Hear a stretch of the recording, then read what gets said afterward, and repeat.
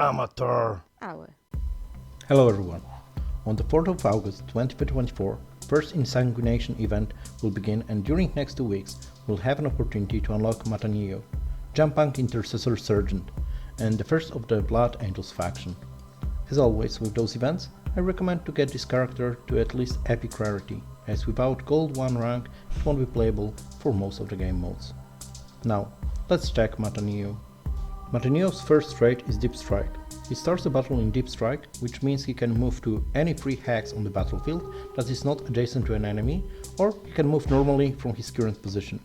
He can be targeted or damaged until he takes action or ends his turn, whichever comes first, with an exception of artillery during Guild War.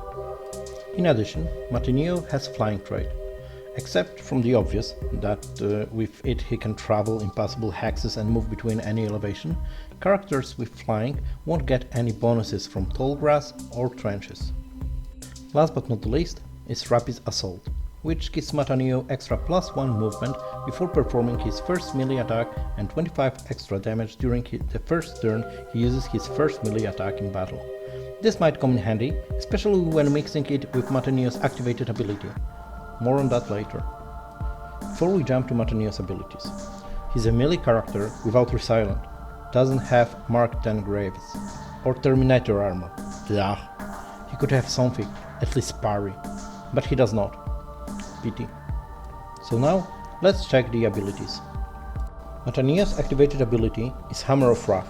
This ability can only be used if Mataneo's haven't moved. Once activated, he gains Infiltrate until the end of his turn and charges an enemy target within 6 hexes, dealing some power damage to the target and physical damage to all enemies adjacent to it. If Mataneo is at or below 50% of health, the damage is doubled. Worth to mention is the fact that if Mataneo haven't attacked yet, this ability is boosted by Rapid Assault. It's a juicy 7 hexes of attack range right there. Mataneo's passive ability is Aggressive Onslaught. Whenever Mataneo is charging, he summons 2 Jump-Pack Intercessors adjacent to the target, whom immediately attack it. At the beginning of each of Mataneo's turn, if he is still on the battlefield, all Jump-Pack Intercessors summoned this way leave the battlefield. Jump-Pack Intercessors summoned this way have Threat First. This ability boosts their damage significantly when they drop below 50% of health. In addition, they have traits of Summon, Flying, and Rapid Assault.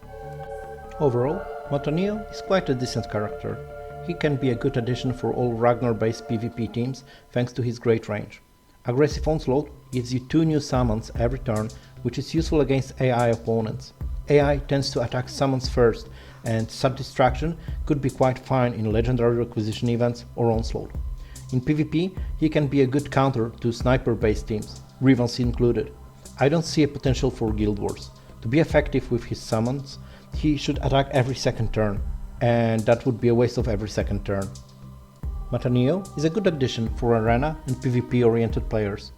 Might be a fine character to use in Legendary Requisition events and Onslaught, maybe even for Guild Wars. If guild raids are your thing, Mataneo won't be your go-to guy. And now, time for some speculations. Isn't it a bit strange that loading screen presents Blood Angels fighting Tyranids? Maybe, just maybe, it's not a coincidence, but a preview of a new campaign coming in? I know this is a wishful thinking, but on the other hand, with new factions pouring into the game, Snow Prince needs more and more places to supply us with the upgrade items farming. One can hope. That will be all, folks. Thanks for watching. For the Emperor, for the Sanguinius, death! Death! Cheers.